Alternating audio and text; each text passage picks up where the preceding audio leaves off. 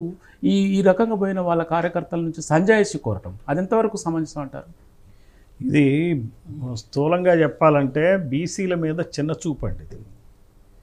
బీసీలని ఒక రకమైనటువంటి వీళ్ళు ఇన్ఫీరియరు, తక్కువ వాళ్ళు వీళ్ళు అని చెప్పి నెట్టివేసే కార్యక్రమం అన్నమాట. ఎందుకంటే ఈరోజున గౌతు లచ్చన్న గారి విషయం తీసుకున్నాం సార్. బ్రిటిష్ కాలంలోనే ఆయన క్విట్ ఇండియా ఉద్యమంలో పార్టిసిపేట్ చేశాడు, సాల్ట్ సత్యాగ్రహంలో పార్టిసిపేట్ చేశాడు. ఆ కాలంలో భగత్ సింగ్ తోటి ఉన్నటువంటి ఖైదీలతో పాటు ఆయన శిక్షణ కూడా అనుభవించాడు, జైల్లో ఉన్నాడు. తర్వాత 1948 నుంచి 83 వరకు 35 సంవత్సరాలు ఎమ్మెల్యేగా ఆయన వ్యవహరించాడు. ఒకసారి ఎంపీగా గెలిచాడు. ఎంపీ సీట్ని ఎన్జీ రంగా కోసం ఆయన రిజైన్ చేశాడు. ఎన్జీ రంగా ఆ రకంగా శ్రీకాకుళం నుంచి ఎంపీ అయ్యాడు. ఇలా ఎన్నో రకాలైనటువంటి ఎంతో రాజకీయ అనుభవం ఉన్నటువంటి వ్యక్తి ఆయన. ఆయన కొడుకు గౌతు శ్యామసుందర్ శివాజీ, ఆయన కూడా టీడీపీలో 6 సార్లు ఆయన ఎమ్మెల్యేగా గెలిచాడు. 6 సార్లు కానీ 7 సార్లు కానీ. చాలా ఇంటిగ్రిటీ ఉన్న మనిషి, నీతి నిజాయితీలు ఉన్న మనిషి. శ్రీకాకుళం పాలిటిక్స్లో జిల్లా ఎస్పీగా చేశాను, నాకు ఆయన బాగా తెలుసు. ఆ కాలంలో నేను అబ్జర్వ్ చేసేవాడిని. నిర్మోహమాటంగా, కరాఖండిగా, ముక్కుసూటిగా, ధైర్యంగా, క్లియర్గా మాట్లాడేటువంటి వ్యక్తి శివాజీ. ఏ రకమైనటువంటి మరి కాంప్రమైజ్ కాడు. మరి ఆయన వారి కూతురే ఈ రోజున శిరీష, ఆమె కూడా విద్యాధికురాలు. మరి ప్రభుత్వ సర్వీస్ను వదులుకుని ఆమె రాజకీయాల్లోకి వచ్చింది. ఆమె మరి ఒక తాతగారైనటువంటి గౌతు శ్యామసుందర్ శివాజీ విగ్రహావిష్కరణలో పార్టిసిపేట్ చేసింది. ఈయన మన గౌతు లచ్చన్న గారు యాక్చువల్గా ఎన్టీ రామారావుతో తలపడ్డాడు. ఆయన ఎన్టీ రామారావు అధికారంలోకి రాగానే ఈ గౌడ్లకు సంబంధించినటువంటి ట్యాపింగ్ లైసెన్స్ని క్యాన్సిల్ చేయటం అనేది జరిగినప్పుడు ఆయన వ్యతిరేకించాడు. ఆయన వ్యతిరేకిస్తే చివరికి ఎన్టీ రామారావు టైంలో అది పునరుద్ధరించాల, నాదెండ్ల భాస్కరరావు రాగానే పునరుద్ధరించడం జరిగింది. అదంతా ఆయన కృషి ఫలితం. ఆయన నిత్య పోరాట వీరుడు గౌతు లచ్చన్న. మరి వాళ్ళు ఏమి రూపాయలు 100 కోట్లు సంపాదించుకున్న వాళ్ళు గానే కాదు, వాళ్ళు సాధారణమైన జీవితం గలుపుతారు. బీసీలు కాబట్టి మరి ఎన్టీ రామారావు వాళ్ళకెంత గొప్పనో బీసీలకి ఈయన గౌతు లచ్చన్న గారు అంత గొప్ప. మరి తప్పేంటి? గౌతు లచ్చన్న బీసీల నాయకుడిగా మరి చెప్పుకుంటాం. ఆయన అందరి కోసం పనిచేశాడు. మీరు మీకోసమే పనిచేస్తున్నారు, మీకోసం పనిచేసి అందరి కోసం పనిచేస్తున్నాం అనేటువంటి ధోరణిలో మీరు రాజకీయాలని నడుపుతున్నారు. అందులో భాగంగా మీరు ఇద్దరు సీనియర్, ఇప్పుడు ఆమె శిరీష, ఆయన లోకేష్, ఇప్పుడు ఈ రోజున మనవడు ఎన్టీ రామారావు మనవడు ఎట్లనో శిరీష గౌతు లచ్చన్న మనవరాలు. మరి అతను ఒక జనరల్ సెక్రటరీగా ఉండి నోటీసులు ఇచ్చాడు, క్రమశిక్షణకు ఆదేశించాడు అని చెప్పడం ఎంత దారుణమైన విషయం అండి. అదే కాకుండా టీడీపీ పార్టీకి పల్లా శ్రీనివాస్ యాదవ్ ఆయన ప్రెసిడెంట్ ఉంటే నామమాత్రం, అసలు ఆయనది ఎక్కడ కూడా వినపట్ల. మనకి ఈ పేపర్లు ఏమి రాస్తారు? సీనియర్ నేతలకి ఇంగితం లేదా అని రాస్తారు. అసలు వీళ్ళకేం సంబంధం? ఈ పేపర్లో వార్తల్లో పార్టీ తరపున రాసినట్టు వార్తుంది. పార్టీ పేపర్ అని ప్రకటించుకుని రాసుకుంటే మనకు సమస్య లేదు, పార్టీ ఏమందో తెలుస్తుంది. ఇక్కడ 2 రకాలైన సమస్యలు ఉన్నాయి. అసలు మీ విశ్లేషణలు ఏంటి, మీ వ్యాఖ్యానాలు ఏంటి? బీసీలని చిన్నచూపు చూడటం ఏంటి? మీరు ఇదే రకంగా మీ వాళ్ళని చూస్తారా? మీ వాళ్ళు ప్రతివాడు గొప్పవాడు అన్నట్టుగానే బిల్డప్ ఇస్తారు. ఇప్పుడు పార్థసారథి అని ఆయన ఈ రోజున ఆయన సీనియర్ నాయకుడు, 4-5 సార్లు మంత్రిగా పనిచేశాడు. ఆయన మరి బలమైన నాయకుడు.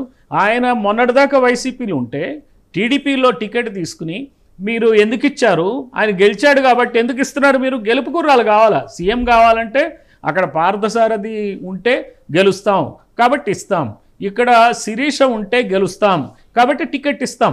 మీరు సీఎంలు అవ్వటానికి వీళ్ళకి టికెట్లు ఇస్తున్నారు కానీ వాళ్ళకేదో మేలు చేసినట్టుగా అభిప్రాయపడటం. మరి మీరు వాళ్ళతో ఏమేమి ఏర్పాట్లు చేసుకుంటున్నారో తెలియదు కానీ మొత్తం మీద వాళ్ళకి మంత్రి పదవులు ఇవ్వటం, రేపొద్దున ఇవ్వకూడదు, పార్థసారథి నుంచి ఆయన మంత్రి పదవి తీయాలంటే ఈ రకమైన కాంట్రవర్సీ క్రియేట్ చేసి మరి ఆయనకి తీయటం, లేకపోతే గౌతు శిరీష గారికి రేపు మంత్రి పదవి ఇవ్వకూడదని చెప్పడానికి ఇదొక కారణంగా చూపించడం, ఇదొక రకమైన కుట్రపూరిత వ్యవహారం.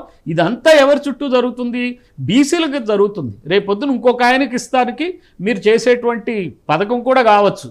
అయితే ఇక్కడ ఏంటంటే ఇందాక చెప్పినట్టుగా 2 అంశాలు.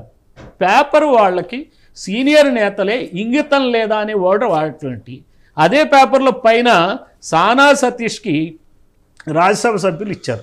సానా సతీష్ మీద ఈడీలో కేసులు ఉన్నాయి. మరి ఈ పార్టీకి కానీ మీరు రాయొచ్చు కదా, ఈ నాయకుడికి తెలుగుదేశం పార్టీకి ఇంగితం లేదా, క్రిమినల్ కేసుల్లో ఉన్న వాళ్ళకి పెద్దల సభకు పంపిస్తారా? పెద్దల సభలు అంటే ఏంటి అర్థం? మీ ఇష్టం అంటే డబ్బులు తీసుకుని వాళ్ళకి రాజ్యసభ సభ్యులు చేయటమేనా పెద్దల సభ? పెద్దల సభ అంటే పెద్దరికం ఉన్న వాళ్ళకి పెద్దల సభలు, వాళ్ళ సీనియర్ పీపుల్, ప్రొఫెషనల్స్, చాలా రాజకీయ అనుభవం గణించిన వాళ్ళు, గొప్ప వాళ్ళకి ఇవ్వాల్సిన రాజ్యసభ పదవులు ఎలా పంచుతున్నారు? మీకు పాదయాత్రలో మీ వెన్నంటుండి డబ్బులు ఖర్చు పెట్టి మీతో ఉన్నాడు కాబట్టి ఇది గ్యాంగిస్టరిజమా ఈ పాలిటిక్స్ అంటే మీతో ఉండి మీకు ఖర్చులు పెట్టాడు కాబట్టి, మీరు పాదయాత్రకు సహకరించాడు కాబట్టి అతనికి రాజ్యసభ చేయి వేరుతాడు అన్నట్టు. మరి మీకు ఇంగితం ఉందా? ఇదా రాజకీయ ఇంగితం మీకుందా? మరి పార్టీలో ఈ పేపర్ ఈ విషయాన్ని మాట్లాడుతుందా? మరి ఈ విషయాలను మాట్లాడకుండా ఎక్కడో ఒక చోట, ఇప్పుడు సపోజ్ అతను వైసీపీకి చెందినటువంటి జోగి రమేష్ పార్టిసిపేట్ చేశాడు. జోగి రమేష్ చరిత్ర క్రిమినల్ చరిత్ర అయితే మీ చేతుల్లో పోలీసులు ఉన్నారు, చర్య తీసుకోండి, అరెస్టులు చేయండి, తప్పేంటి ఆల్రెడీ చేశారు, ఇంకా 4 కేసులు పెట్టుకోండి. కానీ ఇక్కడ గౌడ సామాజిక వర్గం నుంచి బీసీలందరూ కలిపి ఒక విగ్రహం పెట్టుకుంటున్నప్పుడు వీళ్ళు కలిసి చేసుకున్న దాన్ని మీరు ఇంత సీరియస్గా వ్యవహరించడం అంటే దీనిలో ఉద్దేశం ఏంటంటే బీసీలను తలెత్తుకుని తిరగకూడదు. మీరు మా రాజకీయ బానిసలు, మీ ఓట్లు మాకు కావాలా, మేమేదో మీకు సీట్లు ఇస్తాం, మంత్రి పదవులు ఇస్తాం, ఏదో ఇస్తాం, పడి ఉండండి అనే ధోరణి కనిపిస్తుంది ఈ రోజున టీడీపీ రాష్ట్రంలో. మరి ఇది చంద్రబాబు నాయుడు గారు, నేను నిజంగా ఈ రోజున చెప్పేది ఏంటంటే మీరు ప్రజలతో కనెక్ట్ కావట్లే.